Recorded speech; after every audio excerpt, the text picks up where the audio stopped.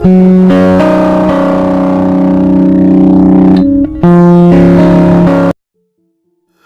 Students, welcome to Vishmal education channel.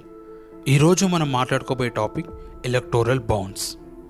ఈ టాపిక్లో వెళ్ళడానికి ముందు మన పొలిటికల్ పార్టీ వాళ్ళకి మనీ ఏ విషయంలో అవసరం వస్తుందో ఇప్పుడు మనం తెలుసుకుందాం. ఎలక్షన్స్ టైంలో ప్రచారం చేయడానికి, ర్యాలీస్ ఆర్గనైజ్ చేయడానికి, పబ్లిక్ మీటింగ్స్ని కండక్ట్ చేయడానికి, దీంతోపాటు పొలిటికల్ ఫ్లాగ్స్ని డిఫరెంట్ ప్లేసెస్లో స్ప్రెడ్ చేయడానికి అండ్ కొన్ని ప్లేసెస్లో బ్యానర్స్ని ఇన్స్టాల్ చేయడానికి, ఇలా ప్రతి యాక్టివిటీస్కి పొలిటికల్ పార్టీ వాళ్ళకి ఖచ్చితంగా డబ్బు అవసరం ఉంది. దీంతోపాటు కొన్ని పొలిటికల్ పార్టీస్కి డిఫరెంట్ ప్లేసెస్లో ఆఫీసెస్ కూడా ఉన్నాయి, అంటే పార్టీ ఆఫీసెస్ అంటాం. సో ఆ ఆఫీస్లో ఎలక్ట్రిక్ బిల్స్ కానీ, వాటర్ బిల్స్ కానీ ఇవి కూడా ఎవరు పే చేయాలి? ఆ సో కాల్డ్ పొలిటికల్ పార్టీ వాళ్ళే పే చేయాలి. సో పొలిటికల్ పార్టీ వాళ్ళకి మనీ అనేది ఖచ్చితంగా అవసరం ఈ అన్ని యాక్టివిటీస్ని ఆర్గనైజ్ చేయాలంటే. మరి ఈ అమౌంట్ ఎక్కడి నుంచి వస్తుంది సార్? ఫండింగ్ ద్వారా, డొనేషన్స్ ద్వారా ఈ పొలిటికల్ పార్టీస్కి మనీ అనేవి వస్తున్నాయి. ఇక్కడ ఫండింగ్ అంటే రిచ్ పీపుల్స్ కానీ లేదా బిగ్ కార్పొరేట్ కంపెనీస్ కానీ వాళ్ళ ద్వారా ఏమైనా మనీ వీళ్ళు పొలిటికల్ పార్టీస్ కాంట్రిబ్యూట్ చేస్తే దాన్నే మనం ఫండింగ్ అంటాం.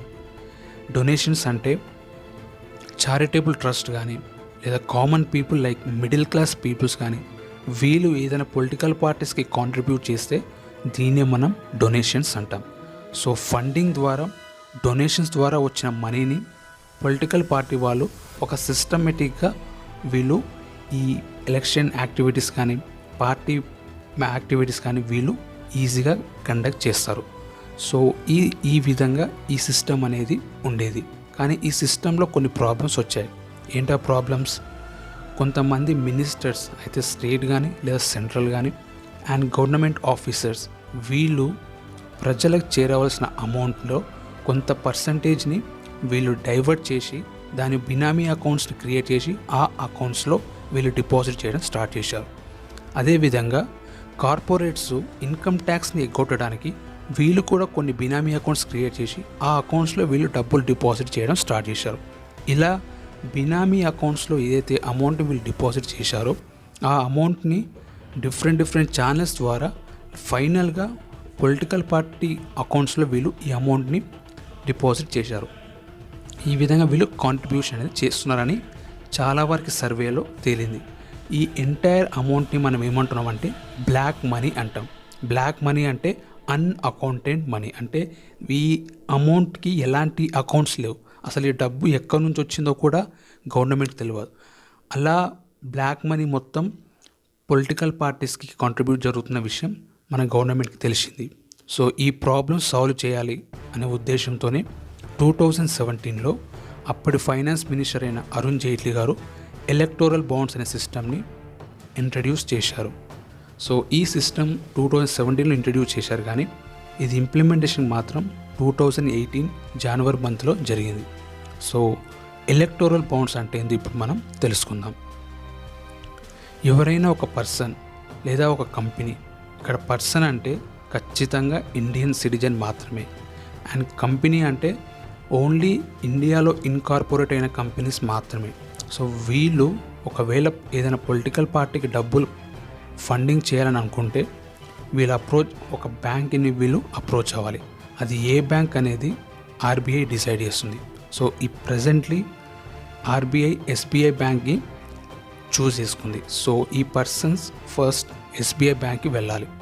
ఎస్బీఐ బ్యాంక్ వెళ్ళి అక్కడ వీళ్ళు ఏ పార్టీకి అయితే వీళ్ళు అమౌంట్ని పే చేయాలనుకుంటారో ఆ అమౌంట్ని వీళ్ళు అయితే చెక్ రూపంలో కానీ లేదా డిజిటల్ ట్రాన్సాక్షన్ రూపంలో కానీ ఆ ఎస్బీఐ బ్యాంక్లో వీళ్ళు అమౌంట్ని డిపాజిట్ చేయాలి. గుర్తుపెట్టుకొని ఇక్కడ ఫిజికల్ క్యాష్ని ఎస్బీఐ బ్యాంకు యాక్సెప్ట్ చేయదు. ఎందుకంటే ఫిజికల్ క్యాష్ అంటే మనకు తెలిసిందే కదా, అది అన్అకౌంటెడ్ మనీ అయి ఉండొచ్చని. సో ఓన్లీ చెక్ రూపంలో కానీ లేదా డిజిటల్ రూపంలో కానీ అమౌంట్ని మాత్రమే ఎస్బీఐ యాక్సెప్ట్ చేస్తుంది. అలా వీళ్ళు ఆ అమౌంట్ అక్కడ డిపాజిట్ చేస్తే అక్కడ ఎస్బీఐ బ్యాంక్ అనేది బాండ్స్ని వీళ్ళకి ఇష్యూ చేస్తుంది. ఇక్కడ బాండ్స్ అంటే ఎలక్టోరల్ బాండ్స్. సో బాండ్స్ అంటే సింపుల్గా చెప్పాలంటే ప్రామిసరీ నోట్. సో ఈ బాండ్స్ని ఏవైతే వీళ్ళకి ఇస్తుందో, ఈ సో కాల్డ్ పీపుల్ ఎవరైతే ఈ బ్యాంక్లో డిపాజిట్ చేశారో అమౌంట్ని, ఆ అమౌంట్కి ఇన్ రిటర్న్గా ఆ బ్యాంక్ వాళ్ళు ఈ బాండ్స్ అనేవి ఈ డోనర్స్కి ఇస్తారు. డోనర్స్ అంటే ఇక్కడ ఎవరు అయితే ఇండియన్ సిటిజన్ లేదా కార్పొరేట్ ఎవరైతే ఏదైనా పార్టీకి అమౌంట్ని కాంట్రిబ్యూట్ చేయాలనుకుంటారో వాళ్ళని ఇక్కడ డోనర్స్ అంటాం. సో ఈ డోనర్స్ అమౌంట్ డిపాజిట్ చేసిన తర్వాత బాండ్స్ అనేవి ఆ బ్యాంక్ ఇష్యూ చేస్తుంది. ఈ బాండ్స్ తీసుకొని వీళ్ళు ఏదైతే పార్టీకి వీళ్ళు మనీ ఫండింగ్ చేయాలనుకుంటారో ఆ పార్టీ వాళ్ళకి ఈ బాండ్స్ అనేవి ఇస్తారు. సో ఆ పార్టీ వాళ్ళు ఈ బాండ్స్ని తీసుకొని మళ్ళీ ఎస్బీఐ బ్యాంక్ వచ్చి అక్కడ ఆ బాండ్స్ని ఎస్బీఐ బ్యాంక్ వాళ్ళు చూపిస్తే ఆ బ్యాంక్ వాళ్ళు ఈ పొలిటికల్ పార్టీ ఆల్రెడీ రిజిస్టర్ అయిన ఒక వెరిఫైడ్ అకౌంట్ ఉంటుంది. ప్రతి పొలిటికల్ పార్టీకి ఎలక్షన్ కమిషన్ ఒక అకౌంట్ని క్రియేట్ చేసింది. సో ఆ అకౌంట్లో ఈ బాండ్స్ని ఒక పొలిటికల్ పార్టీ వాళ్ళు ఎస్బీఐ వాళ్ళకి చూపించగానే ఎస్బీఐ వాళ్ళు ఆ అమౌంట్ని పొలిటికల్ పార్టీ అకౌంట్స్లో డిపాజిట్ చేస్తారు. ఇదే ఎలక్టోరల్ బాండ్స్ సిస్టమ్ అంటే.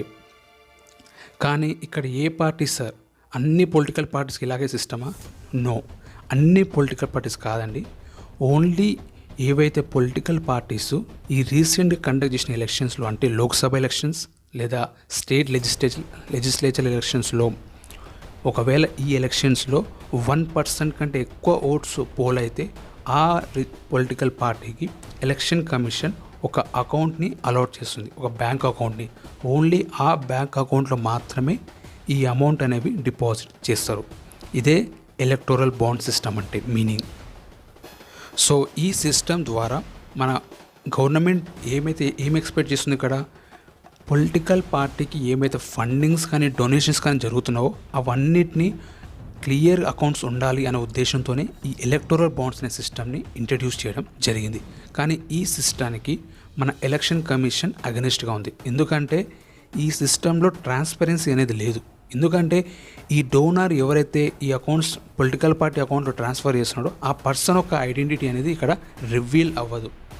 అండ్ సో ఇక్కడ ఏమవుతుంది, ఫారిన్ కంపెనీస్ ఎవరైనా ఇండియన్ ఎలక్షన్స్ని ఇన్ఫ్లుయెన్స్ చేయాలనుకుంటే ఈ సిస్టంలో ఉన్న లూప్ హోల్స్ని యూజ్ చేసుకుంటే వాళ్ళు ఈజీగా ఇండియన్ ఎలక్షన్స్ని ఇన్ఫ్లుయెన్స్ చేస్తారు అనే ఉద్దేశంతో మన ఇండియన్ ఎలక్షన్ కమిషన్ వాళ్ళు ఈ సిస్టానికి అగెనిస్ట్గా ఉన్నారు. Thank you.